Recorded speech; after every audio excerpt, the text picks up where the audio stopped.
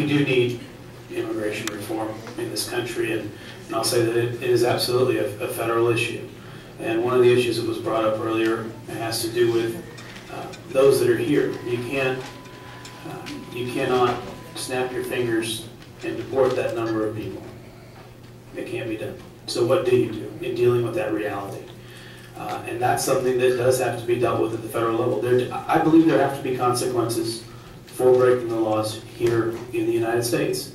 That needs to be a part of the discussion when reforming the immigration policy at the federal level. And I believe that has been part of the discussion. So that's something that must be looked at. I'll tell you what, at the state level, what I will not do. What I will not do in terms of immigration is demand that our local law enforcement, police and sheriff, be tasked with what the federal government is supposed to be doing. They don't have the resources, and it would disrupt what they do in our community here in El Paso and along the border. And that's something that I will stand against, that I will not support.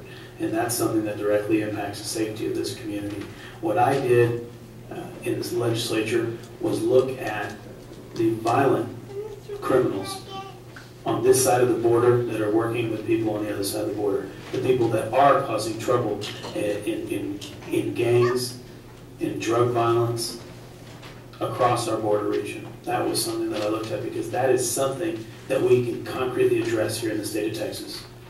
And we must start to talk about solutions to that problem.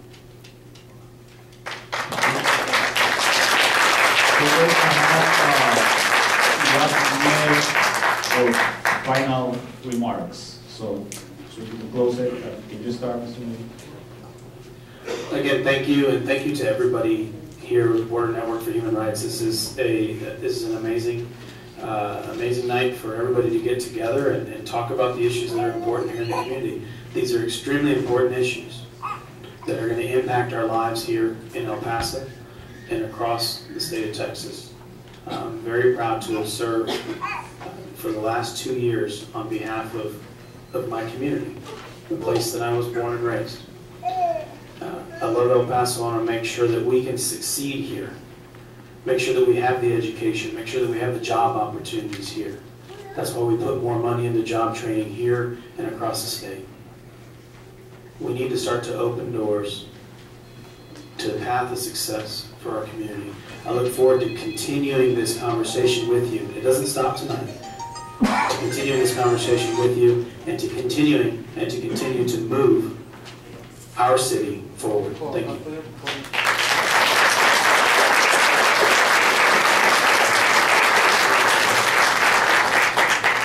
I also thank you for the opportunity to be here for your time tonight.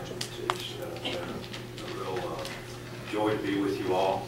You know, we have a lot of issues facing this state, this nation, and most of them fall under the issues of jobs and the economy. And a lot of our issues are going to be taken care of on the border when we have enough jobs and economic opportunity for people. I spent the last 30 years as a small businessman, meeting a payroll and creating jobs. I know the importance of education, and I know the importance of a job. And until we can have everyone here employed that wants to work, I don't think we're going to be able to take care of anybody else. And that's our #1 priority. Thank you.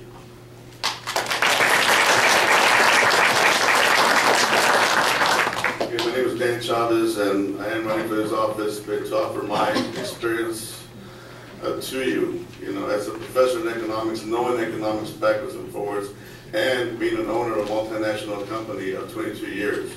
I have traveled extensively around the world, in the United States, and I'm the person that can bring economic development to El Paso. Do not lose that opportunity. Get away from the same old thing. You need to look at who's out there, who's running, what they can do for you. I know I said no to some of your questions here, but they're no for the betterment of the community. If you want to have change, you need to go outside the realm of things and vote for the best person that can make change for you and create jobs and bring good jobs to El Paso and improve the education here in El Paso and move El Paso forward to the forefront where we can be recognized as a big, illustrious, nice, industrious city. Thank you.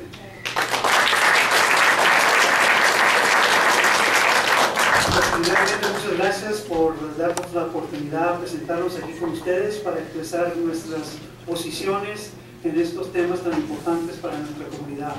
Les pido su apoyo una vez más como su candidato para el Senado del Estado de Texas. Tenemos muchas cuestiones que están surgiendo en este momento que nos van a afectar drásticamente los recortes de programas, según dicen, por causa del déficit, proyectos de ley antimigrante que se van a introducir, que tenemos que prevenir, frenar. Y además de eso, diría yo, más ampliamente, necesitamos dar esperanza a nuestros hijos y a nuestras familias con buenos trabajos, con buenos sueldos, con programas de salud para nuestra comunidad. Todo esto es importante y es lo que se lleva a cabo en la legislatura del Estado. Les voy a dejar un volante que está allá enfrente, dando las razones por cuales ustedes deben de votar por los demócratas. Nomás revísenlo y yo creo que con eso van a estar de acuerdo conmigo. Muchas gracias.